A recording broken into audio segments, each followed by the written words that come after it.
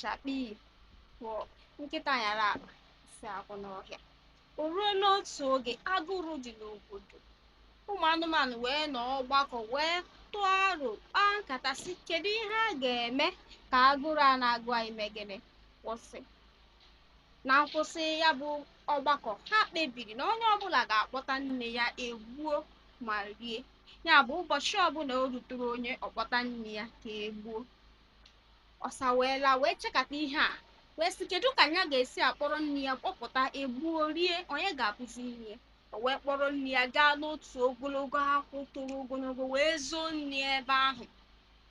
Mgbe ụmụ anụmanụ ndị ọzọ kpọpụtachara nne ha egbuchari, agụrụ ka na-emekwa ihe, mana ọ na-abụ ọsa ruo ebe ahụ akpọgara nne ya, ọ gụọrọ nne egwu, nne ya tụtuo ya ụdọ, ọ rigoro rie nne. Nne ya nọdụ n'elu ebe ahụ na-ahaziri ya nri.